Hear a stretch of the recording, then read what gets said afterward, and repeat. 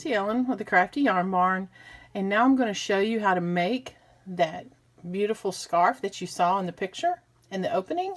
And it's really super easy to make. All you need is your yarn and some scissors. We're going to do finger knitting with this mesh yarn. See how pretty it is? It's got the sequins, it's a champagne color, and it's just a long, like a rope cable, and you just wrap it around your neck like a cowl. It's beautiful. So this is the yarn that I have. It's called Red Heart Boutique Sashay Sequins. There's 20 yards of it, and let me see what the name of that yarn is. It's called Champagne. Isn't it pretty? How to care for it. All you're going to do is hand wash it, lay it out flat, let it dry. Do not put it in a dryer. It's a super bulky weight 6 yarn. And like I said, we're going to do this project solely with our fingers and scissors, and that's all you need. This is what the yarn looks like when you take a piece of it off and you separate it out, unwind it. Isn't that pretty? Look at those sequins on the bottom there. That's the back. Here's the front. Isn't that pretty? And we're going to go ahead and unwind our yarn. Get our scissors to the side. What you need to do as you unwind your yarn is you need to lay it out flat. You don't want it to twist up. So go ahead and unwind a pretty good amount of it, because we're going to pretty much use this whole skein of yarn. You need to decide though how long you want it, but I made mine out of the full skein of yarn. I'm going to lay all that to the side. And we want a tail on it, I would say about 6-7 inches at least. And we're going to take it and we're going to make a slip knot. So we're going to take it, we're going to wrap it around our fingers, and then we're going to pull this yarn between our 2 fingers there and pull it up. Alright, so now we made a slip knot and pull it really tight.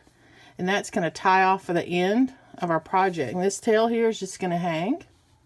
Now, when you get started, see the size of this slip knot here? This hole? You need to make that the size that you want your stitch to be.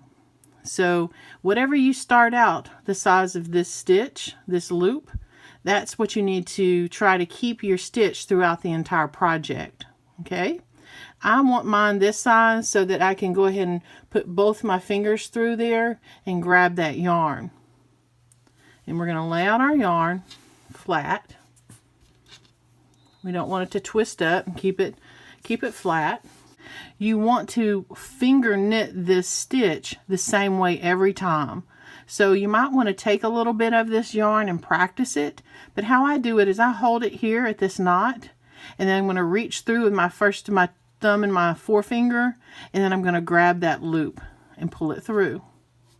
And as I do, I'm holding that knot there. I'm going to pull it through. And as I pull it through, I'm going to pull it the same size that I did for the slip stitch that I made. And then I'm going to reach up, I'm going to hold it there, and then I'm going to go back through and pull the yarn through. And that's what I'm going to do the whole entire time. And I'm going to grab right here so it doesn't keep getting bigger. Reach through with my 2 fingers and pull that yarn through. See, this is your working yarn back here that's connected to your ball of yarn. So you're going to reach up and grab and pull those tight, because you don't want this to keep getting bigger. Like I said, you want to keep this stitch to be the same all the way through. And however you're creating that loop, that stitch, you need to do that same motion and pattern throughout, because you want your stitches to look consistent all the way across your whole project. So I'm going to grab it, hold it, reach through, and pull it up.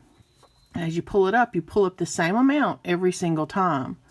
And after you get going, you can actually get into a rhythm, and it becomes just a repetitive motion as you're going along. The same, see how I pulled it too big? So all I got to do is grab that working yarn there, pull it down a little bit, and then I'm going to hold it tight right there. and then reach through with my 2 fingers and pull it up. And then I'm just going to keep going, and you just do it repetitively all the way down your entire project. And I'll see you in a few minutes when you get to the end of your row, or however long you decide to make your scarf, and I'll see you then. Now I'm coming to the end. I only got this little bit left, so I'm going to do a couple more, and I'm going to show you how to tie off. So I have my tail here. Instead of pulling that loop up to keep going, I'm going to pull it up just a little bit and take this tail, and I'm going to stick it through that hole right here and pull it all the way through. And then I'm going to take my yarn and just pull it tight right there. Then I'm going to go ahead and make a knot in that same spot. Tie it off one more time and pull it tight. Okay, now I've got just this long tail hanging here.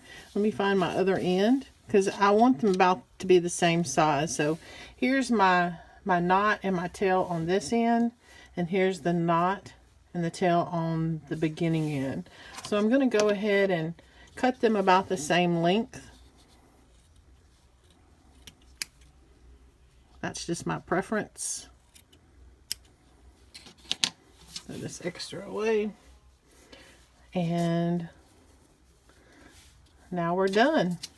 We've got our long knitted scarf.